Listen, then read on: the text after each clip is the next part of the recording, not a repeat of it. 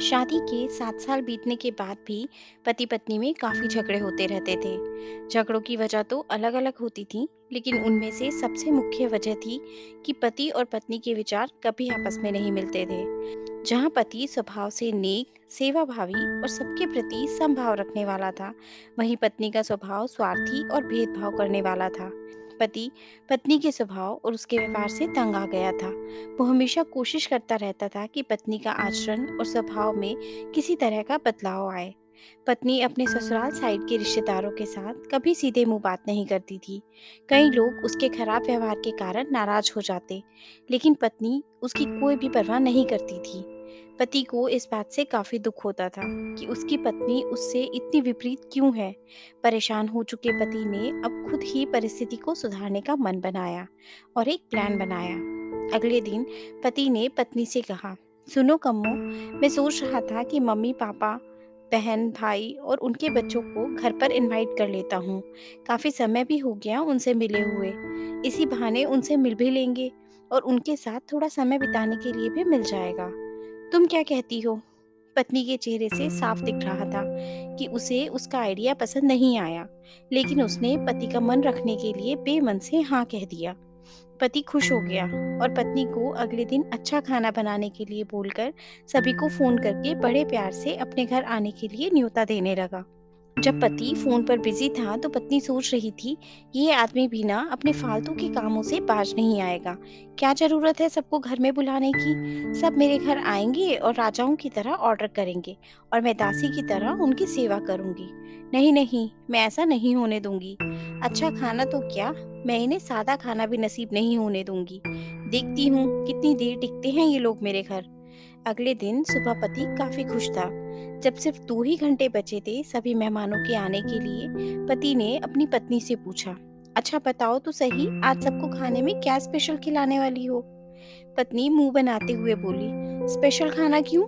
तुम्हारे माँ बाप भाई बहन कोई मेहमान थोड़ी हैं। उनके लिए कोई स्पेशल खाना नहीं बनाया है मैंने। वो भी वही खाएंगे जो हम खाते हैं। आज घर में सिर्फ दाल चावल बना है, क्योंकि और कुछ बनाने के लिए सामान ही नहीं था। पत्नी की बात सुनकर पति गुस्सा हो गया और बोला, तुम कभी नहीं सुधरोगी। अगर घर में सामान नहीं था तो मुझे एक बार बता दिया होता, मैं बाजार जाकर ले आता। लेकिन कुछ ढंग का खाना तो बना लेती। अब सिर्फ 1 घंटा बचा है और सभी आने वाले हैं। मैं क्या मुंह दिखाऊंगा उनको?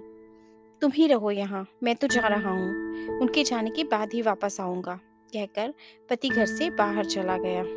पत्नी को तब तक पति की बातों का कुछ फर्क नहीं पड़ा, जब तक मेहमान घर पर नहीं आ गए। और जैसे ही सब मेहमान घर पर आए तो पत्नी के होश उड़ गए, क्योंकि भाई बहन, माँ बाप और बच्चे, वो उसके पति की साइड वाले नहीं बल्कि खुद उसी के थे।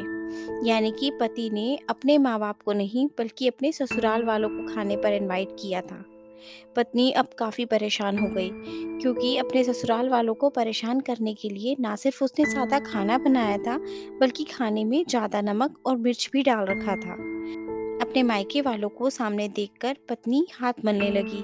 थोड़ा सोचने के बाद पत्नी ने अपने पति को फ़ोन मिलाया और कहा, तुमने मुझे पहले क्यों नहीं बताया कि मेरे मम्मी पापा और भाई बहन आने वाले हैं? तुम पहले बता देते तो मैं अच्छा खाना बनाती उनके लिए। पति ने कहा, मैंने वही बताया जो मैं मानता हूँ। मैंने कभी तुम्हारे परिवार वालों को पराया नहीं समझा और तुमने कभी मेरे परिवार वालों को अपना नहीं माना। और मैं जानता हूँ कि तुमने ये सोचकर कि मेरे मम्मी पापा और भाई बहन आने वाले हैं, जानबूझकर घटिया खाना बनाया।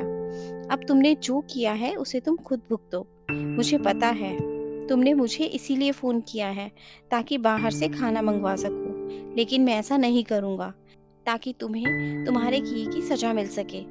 इतना कहकर पति ने फोन काट दिया। ना चाहते हुए भी पत्नी को अपने मायके वालों को वही खाना खिलाना पड़ा। उसके रिश्तेदार ज्यादा मिर्च और नमक वाला खाना भी खाकर यही सोच रहे थे कि बेटी से गलती हो गई।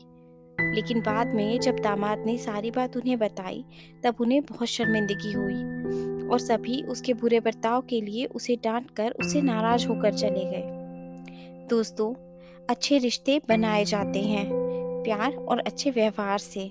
सिर्फ खून के रिश्ते ही अच्छे नहीं होते।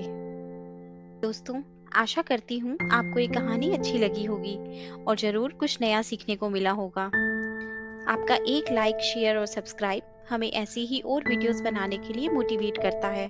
इसलिए अगर अभी तक आपने हमारा चैनल सब्सक्राइब नहीं किया, तो प्लीज़ आप हमारे चैनल को सब्सक्राइब करें। आपसे कल फिर मुलाकात होगी एक नई कहानी के साथ। धन्यवाद।